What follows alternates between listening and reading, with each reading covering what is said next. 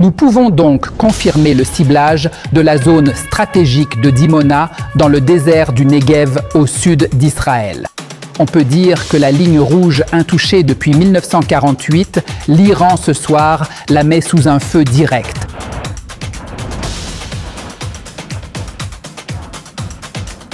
Nous parlons ici de panique mondiale et pas seulement israélienne suite à ce ciblage violent iranien qui a mis à l'épreuve l'immunité nucléaire de l'entité.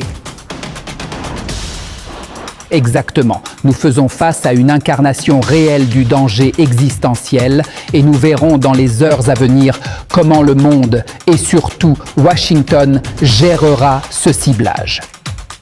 Ainsi, le ciblage des environs du centre de recherche nucléaire du Negev, connu sous le nom de réacteur Dimona, est le titre phare de ce dimanche 15 mars 2026 et nous sommes au 16e jour de cette confrontation ouverte. Cette frappe s'inscrit dans la 53e vague lancée par Téhéran pour déclarer officiellement l'entrée du conflit dans une phase de non-retour.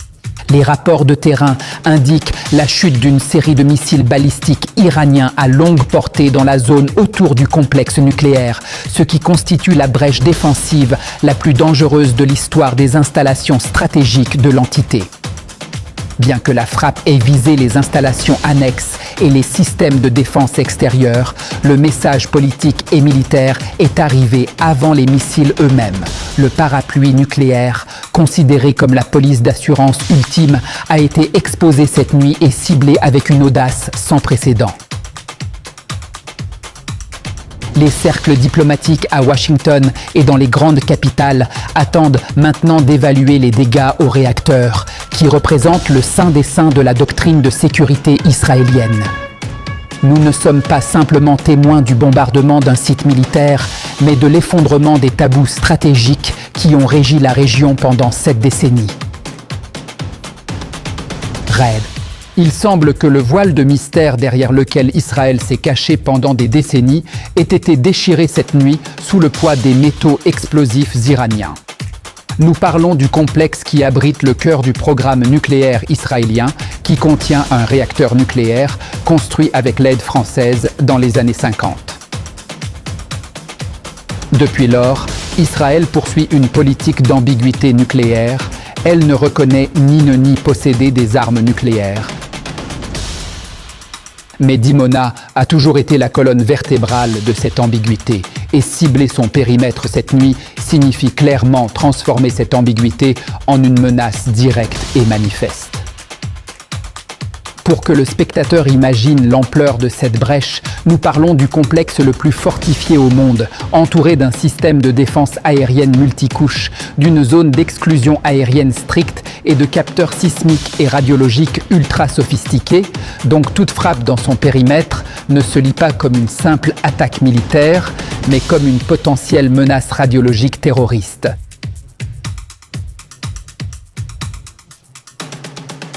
C'est ce qui rend cet événement le plus marquant pour l'opinion publique mondiale et les centres de décision qui réalisent maintenant que les règles du jeu ont été complètement brisées et que la boîte noire d'Israël est désormais dans la ligne de mire. Chers spectateurs, arrêtons-nous sur ces images qui nous parviennent de Tel Aviv et que partagent les habitants en ce moment même où l'on voit de manière indéniable un missile balistique iranien percer le toit d'un des abris fortifiés jusqu'à atteindre la zone souterraine habitée en profondeur.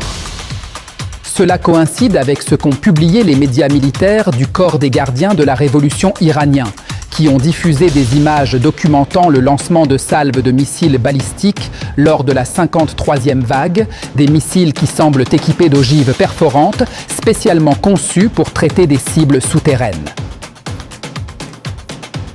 Ces images signifient que le concept de sécurité a complètement volé en éclats ce soir. Si le béton armé ne protège plus du feu, cela signifie que le citoyen israélien ou le colon cherche maintenant refuge dans les abris eux-mêmes. En effet, ce changement dans la puissance destructrice des missiles iraniens place le front intérieur face à une nouvelle réalité, où les murs des abris ne constituent plus un obstacle face aux débris de la 53e vague qui a redéfini les zones sûres en Israël. Et pour revenir à Dimona, rappelons à nos téléspectateurs que ce soir, nous ne parlons pas simplement de coordonnées géographiques touchées par le feu, mais du démantèlement de la doctrine nucléaire israélienne au 16e jour de confrontation, car le transfert des opérations de missiles vers les environs de Dimona a mis les installations souveraines de l'État sous pression directe.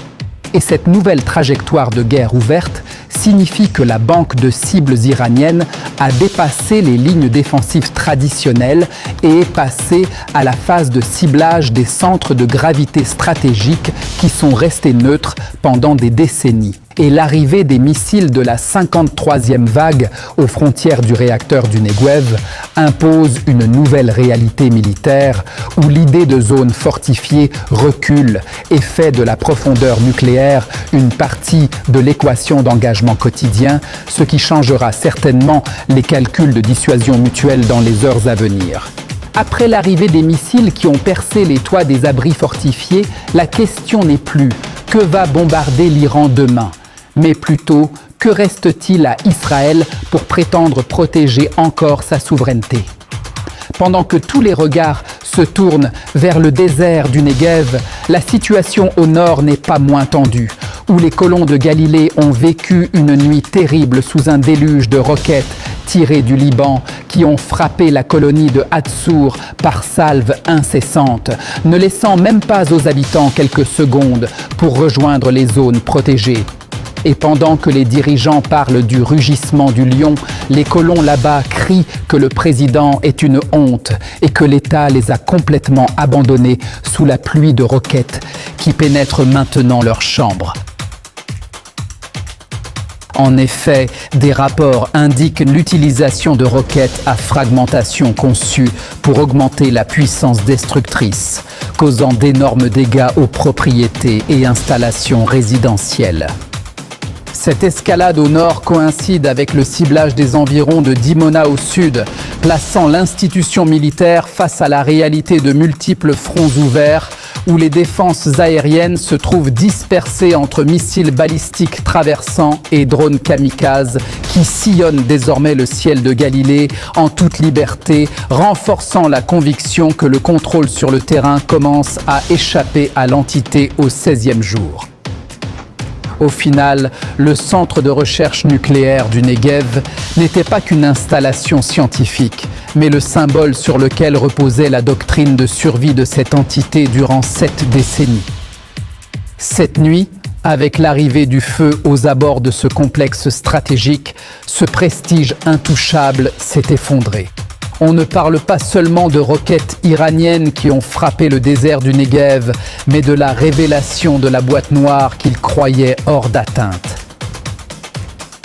La vérité amère que réalisent maintenant les dirigeants de Tel Aviv est que Dimona, qui les protégeait jadis, est devenue la première source d'angoisse existentielle. On continue avec vous, chers téléspectateurs, à suivre les répercussions de cette nuit exceptionnelle du 16e jour de guerre. Merci de votre fidèle suivi et à bientôt.